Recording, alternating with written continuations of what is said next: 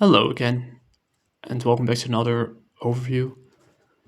You were going to continue with, Ghost Rider issue 17 from July 9, 1991. So continue the aftermath of the, let's say, Inferno story event, and the follow up to 16.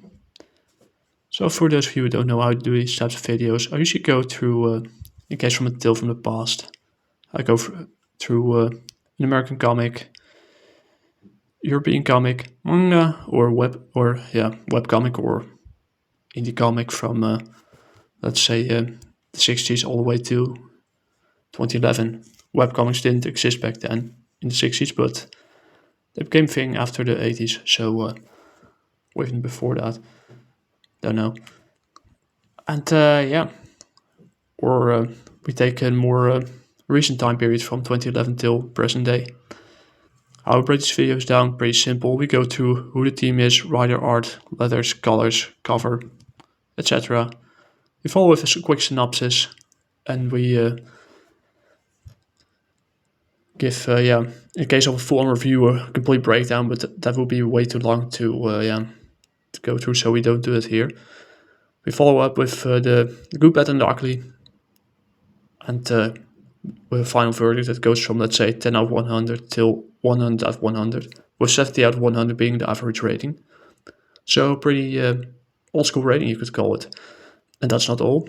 We'll also be using the League of Comics Geeks again to give you the thoughts of other readers and people who reviewed this issue. So, of course, there might be some things that you might disagree with me about, but like I already posted in the community post, that's totally fine.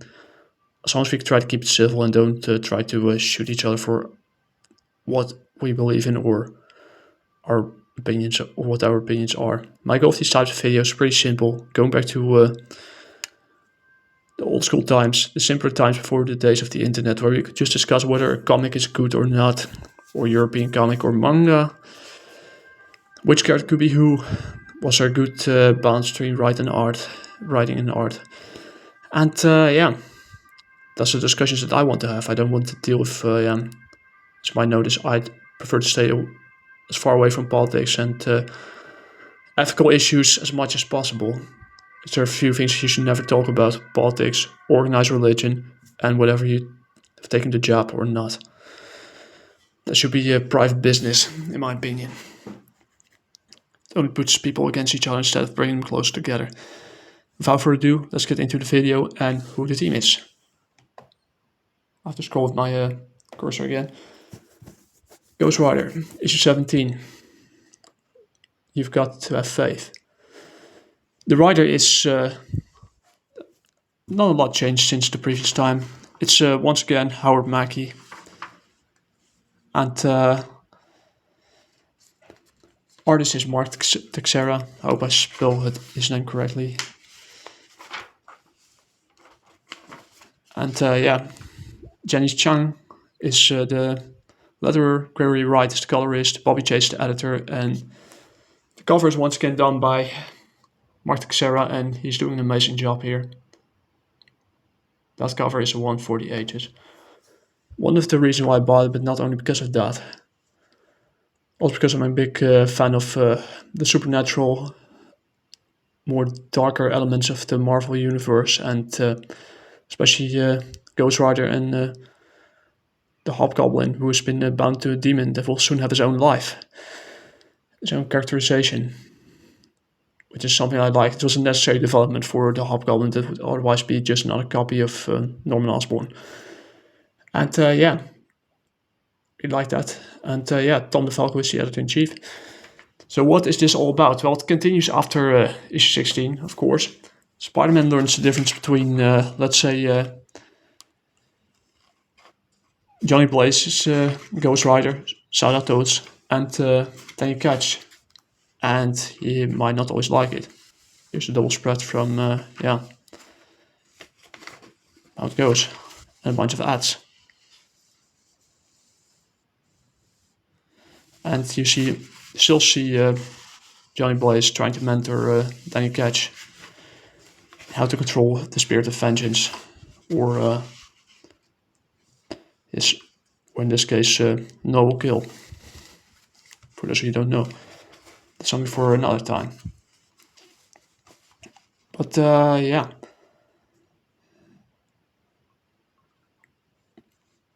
he may not like it, and he agrees. We all agree. So without further ado, I was shown enough. Once again, you see the hobgoblin slash demonic goblin taking matters into his own hands, playing judge, jury, and executioner, I think is the word. Yep. And yeah, what happens next is that's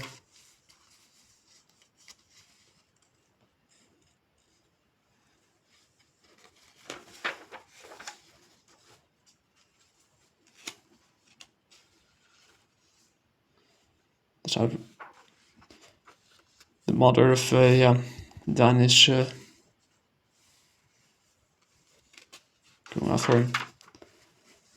You see a nice team between Johnny Blaze and Danny Ketch and Spider-Man, which will result in, see here, and that's about it. I showed you enough already. So what are the good, bad, and the ugly? Well, the good thing is, yeah, the cover speaks for itself.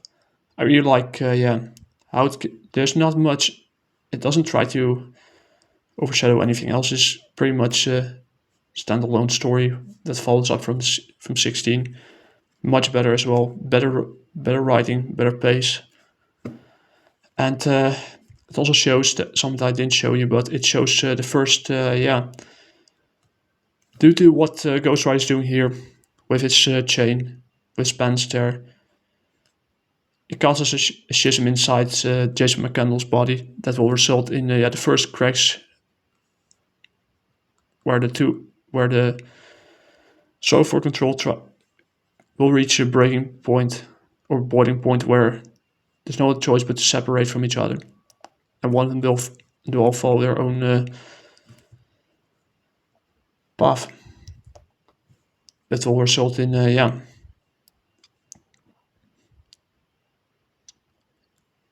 a pretty much long-standing rivalry, not only with Spider-Man, Ghost Rider, but also with the Hobgoblin himself. Because what happens next, I can spoil it for you already. The demon inside sees everyone except children as sinners, so they all have to die. And that's why they have no other choice but to stop him. Eventually, this demonic goblin will meet its end 2 times. One of them when Blade is possessed by the dark hole. The other one is when he's crushed under a pillar, but for some reason he comes back again because Marvel doesn't know what they're doing anymore. So yeah, the bad thing is, yeah, there's hardly any bad things I can think about except what I mentioned in the previous video. That yeah, to understand the whole story, you need to read like 2-3 different comics from that era to understand what's going on. But this one's pretty standalone, so without further ado, we go to the league, and they're very positive about it. 8.4 ratings with a 4.3 average. And I can go to one of the reviews. Every page was dripping with the most incredible and eye-catching art. I caught myself just staring at some of the panels and forgetting to move on with the story. The story felt a bit rushed, I agree, but also didn't feel like it was taking itself too seriously either, which is a good thing. Yes and no. There were some serious points, but they didn't overshadow the rest. Gorgeous art, transport for Spidey and Ghost Rider teaming up to beat the Hobgoblin, in this case the demonic goblin. And Spidey goes purple for a panel. I didn't notice. This issue goes so hard, honestly. There are so many good panels. I love the trifecta at the end. The arcane and the technological. I can't spell today. So yeah, pretty much I'm in agreement with the rest. I'll give this comic, this follow-up, a strong 75 out of 100. So a good follow-up that managed to outclass the previous one. So, and more self-contained. So that's a plus. That's it. If you'd like to see me make more videos like this, leave a like, subscribe, check out Jaguar Warrior on Globalcomix. Keep your eyes on my IG and X for updates, commissioned art, and shenanigans. And I see you guys in the next video, because I'll be on a holiday for a few weeks, so I won't be able to upload another one. So this time you get 2 videos in a row. That's all I have to say for this video. Hope you have a wonderful weekend, wonderful week. Spend some time with your family, loved ones, etc. Because in